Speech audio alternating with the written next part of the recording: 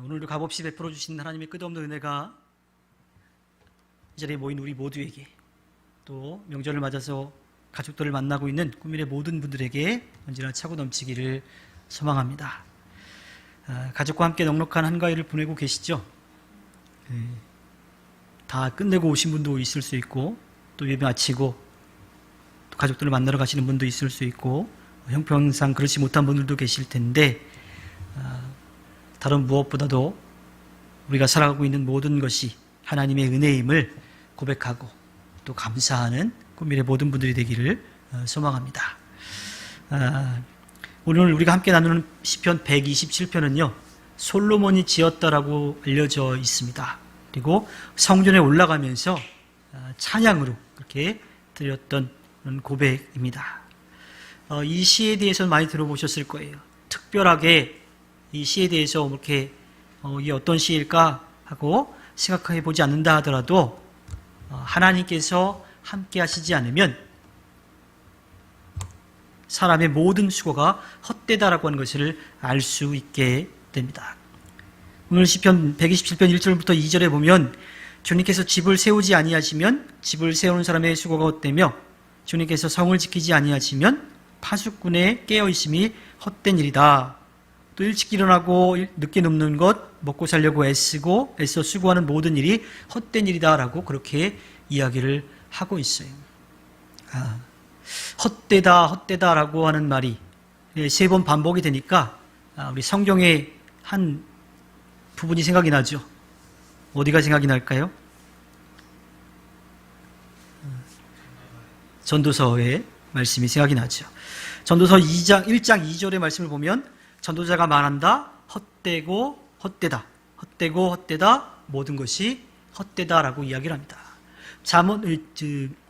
전도서도 마찬가지로 솔로몬이 지은 거예요. 솔로몬이 말년에 자기의 인생의 끝자락에서 자기가 많은 것들을 이루고 살아오고 보니까 하나님의 도우심이 없으면, 하나님이 함께 하시지 않으면, 그것을 믿고 의지하지 않으면 아무 소용이 없다 하는 것으로 이야기를 하고 있는 거예요. 그런데 오늘 우리가 나누는 시편 127편의 헛되다라는 것과 전도서에 나오는 헛되다라는 표현이 좀 다르게 되어 있더라고요. 그래서 전도서에 나오는 이 헛되다라고 하는 말은 히브리어 헤벨이라고 하는 말을 쓰고 있는데, 숨결, 또 수증기 이런 것들인데 사라져버리고 마는 거예요. 사라져버리고 마는 거. 그리고 거기에는 무슨 뜻도 담겨 있냐면 우상이라고 하는 뜻도 담겨 있어요. 형체는 있는 것 같은데 실제로는 아무것도 할 수 없는, 물론 공기나 숨결 이런 거는 조금 다른 이야기이긴 한데, 즉 있는 것 같지만 실제로는 아무것도 아닌, 실제로는 없는 듯한 것을 뜻하는 말로 공동 번역에서는 허수아비라고 그렇게 번역을 해 놓았더라고요. 그런데 오늘 우리가 나누는 시편 127편에 나오는 헛되다라고 하는 히브리어는 쉐케르라고 하는 단어를 쓰는데요, 허무, 허사, 망령된 것, 속이는 것, 거역하는 것, 거짓말 등으로 번역이 된대요. 근데 그게 무슨 차이가 있느냐 이렇게 생각을 하실지 모르겠는데, 그 말씀의 뜻으로 가보니까요, 오늘 말씀에 나오는 것과 마찬가지로 집 짓는 사람, 성을 지키는 사람, 또 열심히 일하는 것, 이것들 다 헛된 것이라고 표현하고 있어요. 무엇을 이야기하냐면, 잠언에서는 그냥 허상이라고 하는 그러한 개념인데, 오늘 시편에서 말씀하고 있는 것은 능력이 있는 것들이에요. 집을 짓는 사람의 기술이 얼마나 좋겠어요. 그 사람이 집을 지어도 소용없다라고 하는 겁니다. 파수꾼이 그냥 거기 서 있겠습니까? 군사훈련을 받고 어떻게 보초를 서야 되는지, 적이 왔을 때 어떻게 해야 되는지 다 훈련받고 눈에 불을 켜고 지키고 있는 그러한 사람들이, 또 열심히 일하는 것, 직업의식을 가지고 그 일로 인해서 돈을 버는 사람이죠. 그러니까 그렇게 정말 누가 봐도 능력이 있고 자격이 있는 사람이 해도 하나님이 함께 하시지 않으면 소용없다라고 하는 것을 오늘 말씀은 우리에게 들려주고 있는 거죠. 사람이 최선을 다해도 하나님이 함께 하시지 않으면 헛되다라고 하는 것을 말하고 있습니다. 시편 127편에서는 이 헛되는 것 3가지 이야기하는데요, 주님께서 집을 세우지 아니하시면 세우는 자의 수고가 헛되다. 주님께서 성을 지키지 아니하시면 파수꾼에 깨어있음이 헛되다. 일찍이 일어나고 늦게 눕는 것, 먹고 살려고 애써 수고하는 모든 일이 헛되다라고 이야기합니다. 이거는 있어도 되고 없어도 될 게 아니에요. 우리에게 꼭 필요한 것들이죠. 먹고 마셔야 쉬어야 살 수가 있어요. 또 그렇게 할 수 있는 집이 있어야 그렇게 쉴 수가 있습니다. 또 그 집을 지켜주는 성이 있어요. 보호막이 있어야 그 모든 것이 다 유지가 된다라고 하는 거예요. 우리의 삶에서 다 중요한 것들이죠. 그런데 그게 중요한 거지. 주님이 함께 하시지 않으면 다 헛되다라고 말씀하고 있습니다. 그 세 가지를 다시 한번 좀 살펴보면 헛된 세움이라고 하는 거예요. 집을 아무리 잘 지어도 주님이 지키시지 않으면, 돌봐주시지 않으면, 보호해 주시지 않으면 소용없다라고 하는 겁니다. 근데 성경에서 집을 짓는다라고 하는 표현은 우리가 살 수 있는 집을 짓는 것도 있지만 가정을 세워가는 것, 특별히 자녀를 양육해가는 것도 이야기를 해요. 우리도 요즘은 그런 말 많이 안 쓰지만 자식 농사라고 하는 말을 쓰잖아요.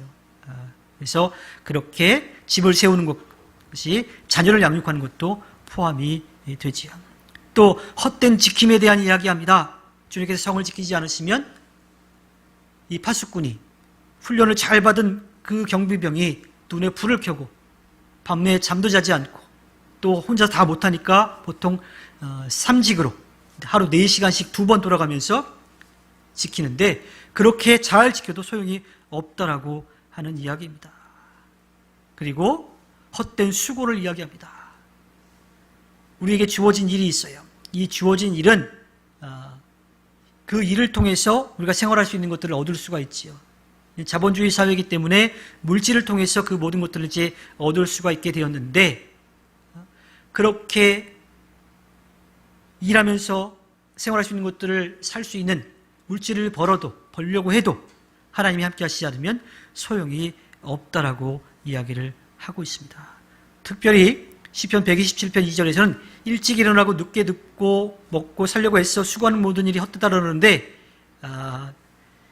이 히브리어 원문에는 너희라고 하는 표현이 쓰여 있어요. 그래서 바로 너희라고 하는 것, 이것을 통해서 앞에서도 이야기했지만 그런 자격이 있고 능력이 있어도 또 그렇게 수고해도, 우리가 직접 그렇게 수고해도 하나님이 지켜주시지 않으면 아무 소용이 없다라고 하는 것을 그렇게 이야기하죠. 그래서 개역배정에서는 그 너희가라고 하는 표현을 분명히 번역을 하고 있습니다. 그만큼 모든 것을 하나님이 지켜주시고 돌봐주시지 않으면 소용이 없다라고 하는 것을 이야기합니다. 사람이 노력하는 것은요, 두 가지가 있어요. 하나는 하나님을 배제하고 내가 할 수 있다라고 하는 교만한 마음으로 하는 것. 또 하나는 나는 할 수 없지만 하나님께서 나를 지켜주시고 도와주셔서 나는 한다라고 생각하는 것. 오늘 시편의 이 기자의 고백, 또 우리에게 던져지는 이런 물음 가운데 우리는 어떻게 우리에게 주어진 삶을 살아가야 할까요? 하나님이 함께 하셔야 된다라고 하는 겸손한 고백이 있습니다. 또 시인은 잠과 대비해서 이야기하는 것이 먹고 살려고 애써 수고하는 것을 이야기합니다. 애써 수고하는 것. 애써 수고하기 위해서는 잠이 필요합니다. 그런데 이 잠이라고 하는 것, 이것도 하나님이 주셔야 가능하다라고 하는 거예요. 특별히 우리가 열심히 일해서 일한 만큼 정당한 대가를 얻고 그것을 가치 있게 쓰는 것, 이것은 하나님이 주신 귀한 은혜 가운데 하나인데, 오늘 말씀에서 비교해서 하는 것, 그러니까 수고하는 것과 또 잠을 이제 비교해서 이야기하는 것 가운데 수고하고 일하는 것, 먹고 살려고 애써 일하는 게 이게 복의 개념이라기보다는 조금 징벌의 개념에 가까운 것으로 이야기를 하고 있는 거예요. 왜냐하면 이 개역개정에서는 수고의 떡이라고 표현하고 있는데 창세기 3장 17절에 보면 하나님이 아담과 하와에게 벌을 내리실 때, 특별히 아담에게 벌을 내리실 때 수고해야지만 먹을 수 있게끔 그렇게 벌을 내리세요. 그래서 창세기 17장 19절에 보면 너는 흙에서 나왔으니 흙으로 돌아갈 것이다. 그때까지 너는 얼굴에 땀을 흘려야 나를 먹을 수 있을 것이다. 너는 흙이니 흙으로 돌아갈 것이다. 그러니까 열심히 주어진 일을 열심히 일해서 얻는 것, 이것이 축복 가운데 하나이긴 한데 오늘 말씀 가운데서는 좀 하나님이 주시는 귀한 쉼이라고 하는 것과 지금 대비에 대해서 이야기하고 있는 거예요. 그냥 먹고 살려고 같이 있고 없고를 떠나서 그냥 돈벌이에 불과하게끔 하는 것들, 그런 것들이 필요 없다라고 이야기를 하고 있습니다. 그런데 저는 이 말씀을 읽을 때마다 하나님이 징계하고 심판하시는 그때마다 늘 감사한 고백이 들어요. 사실 하나님께서 하나님의 말씀을 듣지 않아서 에덴 동산에서 그들을 쫓아내실 때에 그들에게 벌로 내리신 게 맞아요. 열심히 땀을 흘려야 먹고 마실 수 있게끔 한다 그랬어요. 또 아이를 낳을 때에 그 고통이 굉장히 심하게 되게끔, 그래야만 아이를 얻을 수 있게끔 그렇게 하나님이 분명히 벌을 내리셨습니다. 그런데 하나님이 그것을 벌로만 끝내지 않으셨어요. 우리도 마찬가지이긴 하죠. 일할 수 있다라고 하는 그 자체가 사실은 기쁨이에요. 그리고 그것을 통해서 얻는 것도 있고 또 그것이 얼마나 가치 있고 소중한 것인지를 깨닫게 되기도 합니다. 또 그것을 쓸 때, 나를 위해서 쓸 때, 가족을 위해서 쓸 때, 혹은 다른 사람들을 위해 쓸 때에도 그때도 또 기쁨이 찾아오거든요.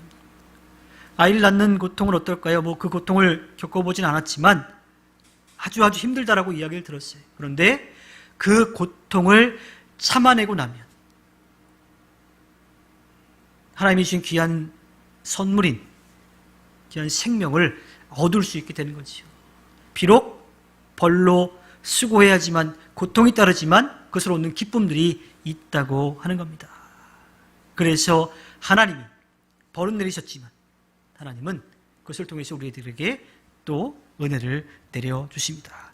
그러한 사랑의 하나님의 깊은 뜻을 깨닫지 못하면 늘 불평불만이에요. 왜 나한테는 이만큼밖에 안 줄까? 우리 가족은 왜 이럴까? 내가 열심히 노력했는데 왜 이거밖에 안 될까? 하는 그런 불평만 나올 수밖에 없는 거죠.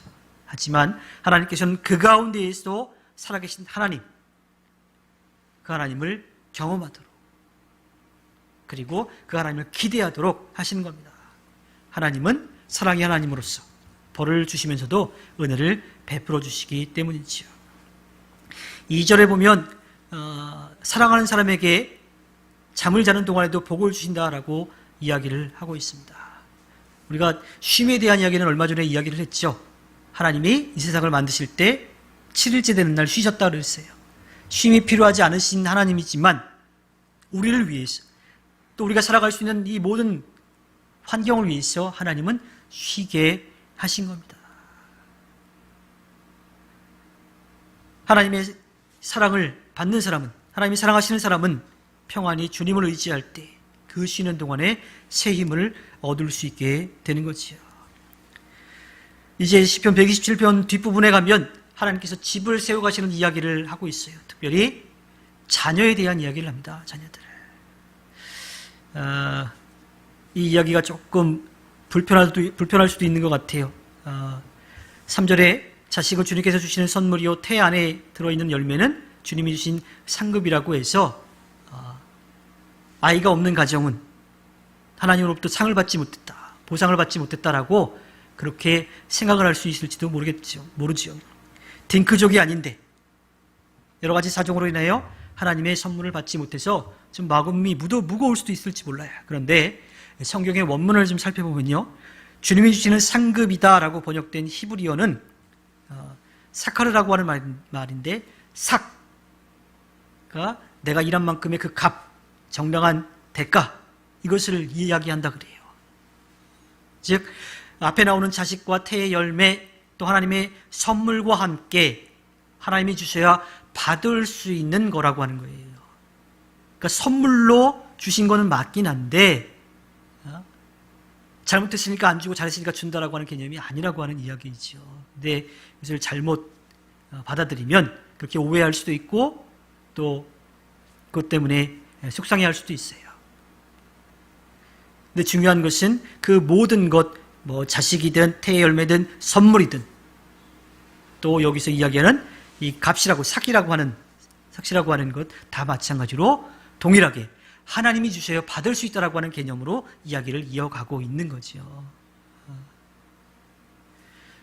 자, 또한 이 성경에서 보면 이 자녀에 대한 이야기를 기업으로 이야기를 합니다. 기업. 그러니까 가업을 이어가고 그 삶의 수단을 이어갈 수 있는 것으로 그 존재로 이야기를 하죠. 지금도 뭐 입양제도가 있기도 하지만 예전에는 입양제도가 사실은 더 영향이 컸어요.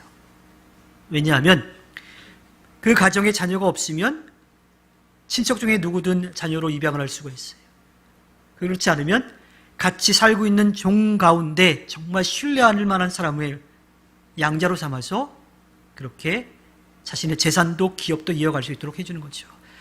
그렇게 세워진 사람 가운데 한 사람이 바로 모세인 겁니다. 왕들도 그랬을 뿐만 아니라 모든 가정들도 그렇게 살아왔던 거죠. 즉 하나님께서 선물로 주신 자녀는 부모의 유전자를 가지고 태어나서 살아가고 있는 자녀이기도 하지만 함께 믿음의 가정을 이루어가는 것, 또 삶의 자리를 이어가는 것, 소위 말하면 핏줄이라기보다는 가업을 이어갈 수 있는 후계자의 개념으로 볼 수가 있습니다. 그것과 이어서 이야기하면 또 부모가 자녀에 대한 이야기도 합니다. 부모가 자녀를 낳았지만 그 자녀는 주님께서 주신 선물이라고 하는 거예요. 선물의 개념도 우리가 몇 번 이야기를 나눴지만 받고 싶은 사람이 아무리 받고 싶어도 주는 사람이 주지 않으면 받을 수가 없는 거예요. 대신에 주는 사람이 줄 때는 기쁜 마음으로 주는 거죠. 그때 또 감사함과 기쁨으로 받을 수가 있는 겁니다. 그것에 대한 축복뿐만 아니라 더 이어서 가는 것이 뭐냐면 그 가업을 이어갈 수 있도록 자녀를 선물로 주시기도 하지만 그 자녀가 그 기업을 이어갈 수 있도록 하나님께서 그 자녀도 지키시고 돌보신다라고 하는 거예요. 이것은 하나님께서 아브라함에게 약속하신 겁니다.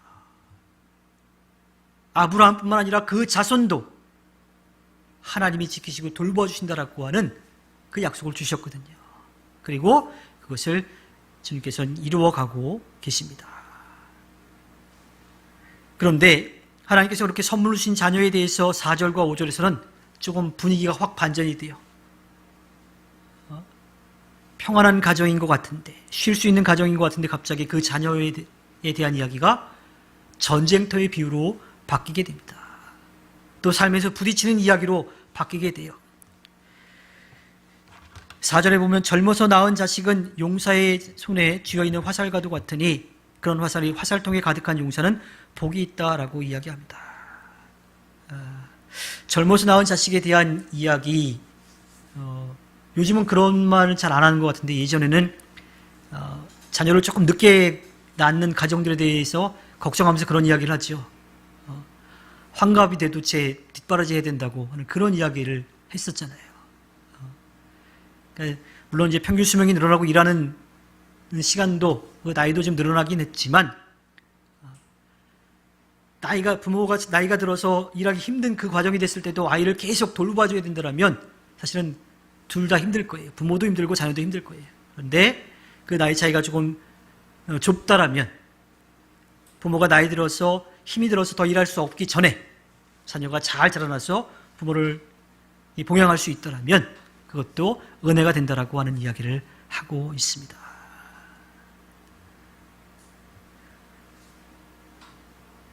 중국 역사에 담겨있는 중국의 역사가 담겨있는 삼국지에 보면 이 촉한의 유비의 책사인 제갈공명이 주유에 의해서 갑자기 이 화살 10만 개를 필요로 하게 되었습니다. 적벽대전에 나오는 그런 이야기인데 배 20척과 군사 600명을 거느리고서 약속한 단 3일 만에 적의 화살 10만 개를 빼앗아 오는 이야기가 나오고 있어요. 지금이야 전쟁하면 보이지도 않는 곳에서 미사일 공격을 하기도 하고 또 그래서는 안 되지만 물론 뭐 무기 자체가 다 문제지만 생물학적 무기를 가지고 싸우는 그런 전쟁을 치르는데 이 당시에는 화살이 굉장히 중요한 무기였어요. 특히 지키는 사람도 그렇고 공격을 하는 사람도 마찬가지죠. 왜냐하면 가까이 가서 싸우기 전에 화살로 멀리서부터 오는 적을 막을 수가 있었으니까. 그 화살이 많으면 많을수록 성, 집, 가정을 지키는데 큰 힘이 되었으니까요. 자녀들이 그렇게 자녀들이 많은 사람들, 그것도 장성한 자녀들이 많은 사람들, 그 사람에게는 이 장수의 화살통에 화살이 많은 것과 같다라고 그렇게 이야기를 하고 있습니다. 자녀가 그만큼 힘이 된다라고 하는 거죠. 또 5절 뒷부분에 가면 재판정의 이미지가 나와요. 그들은 성문에서 원수들과 담판할 때에 부끄러움을 당하지 않을 것이다. 이 당시, 이 구약 시대의 당시에 이 성문 앞은 재판정이었다 그래요. 어디 법원으로 가는, 거기 자체가 이제 법원이었던 거죠. 그리고 사람들이 다 보는 그곳에서 옳고 그름, 그 시비를 가리는 거예요. 그런데, 지금도 사실은 그런 일이 벌어지면 좀 마음이 아픈데, 더 큰 로펌, 이름이 있는 변호사, 이런 사람들을 통해서 재판을 하면 승률이 좀 높다라고 이야기하잖아요. 사실은 그것과 비슷하게 이 당시에도 재판을 할 때 특별히 억울하게, 그렇지도 않았는데 억울하게 누명을 쓸 때 내 편이 들어줄 수 있는, 내 편이 되어주는 가족들이, 장성한 자녀들이 많다면 절대로 억울하게 수치를 당하지 않는다라고 하는 거예요. 또한 그 자녀들도 그 이후에 수치를 당하지 않을 것에 대한 이야기를 하고 있습니다. 자, 오늘 127편의 말씀을 쭉 다 살펴보면 우리가 살아가고 있는 모든 그 과정 가운데 하나님이 지키시고 돌봐주셔야 된다라고 하는 것도 하나님께서 허락해 주신, 선물로 주신 가정, 세워주신 가정, 그 안에서 부모도 마찬가지고 자녀도 마찬가지고 뭐 남편과 아내 사이, 또 형제 자매 사이도 마찬가지예요.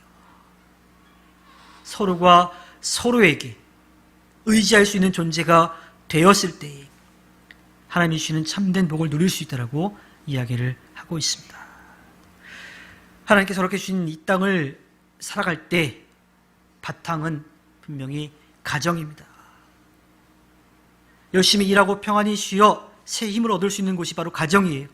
그런데 행복해야 될 만한, 꼭 행복해야만 하는 그 가정이 얼굴을 보기만 해도 얼굴을 붉히고, 목소리만 듣기만 해도 듣기 싫고, 집에 들어서자마자 보이는 그런 상황들 때문에 짜증이 난다라면 그것은 천국이 아니라 지옥일 겁니다.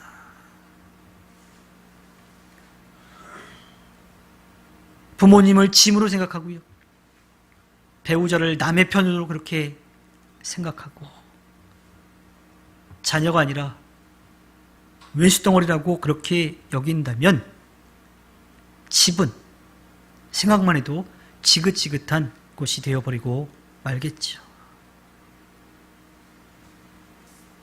하나님께서 가정을 세워주셨습니다. 배우자도, 또 자녀도, 일터도, 우리가 살아가고 있는 모든 것도 하나님께서 다 선물로 주셨어요. 그 선물을 감사와 기쁨으로 받고 각자의 자리를 잘 지켜가기를 바랍니다. 특별히 하나님께서 만나게 하셨다라고 하는 그러한 믿음의 고백 가운데 서로를 사랑하고 위하고 격려하고 기도해서 하나님이 기뻐하시는 화목한 가정을 이루어 가시기를 바랍니다. 그 가정을 통해서 삶의 자리도 아름답게 지켜가고, 또 그것을 통해서 얻어진 것을 가지고 지혜롭게 사용하여서 하나님의 뜻을 이루어 가기를 바랍니다. 하나님께서 허락해 주신 가정, 그 믿음의 가정이 각자의 자리를 잘 지켜서 부모님께 낳아주시고 길러주신 은혜에 감사하고요, 또 배우자를 평생 내 편이 되어준다고 믿고 자녀를 감사와 기쁨의 고백의 대상으로 사랑하고 또 품어주어서 하나님 앞에 기쁨을 드리는 가정이 되기를 원합니다. 또한 하나님을 인정하고 하나님의 사랑을 알고 그 하나님의 사랑을 누리는 가정은요, 작은 교회예요. 또 그것을 어떻게 바꿔서 이야기해요? 교회는 큰 가정이라고 그렇게 이야기를 하죠. 꿈이 있는 미래교회도 여러분들이 주어져 있는 그 자리를 아름답게 잘 지켜가서 화목한 믿음의 가정을 이루어가기를 소망합니다. 서로를 위해 기도하고 격려하고 또 함께 섬기며 하나님의 뜻을 펼쳐가는 화목한 그런 큰 가정이 되기를 소망합니다. 우리의 가정과 꿈이 있는 미래교회가 믿음과 사랑으로 하나가 되어서 화목한 가정을 이루어 하나님 앞에 기쁨을 드리는 삶을 살아내기를 주님의 이름으로 부탁드립니다. 기도하겠습니다. 우리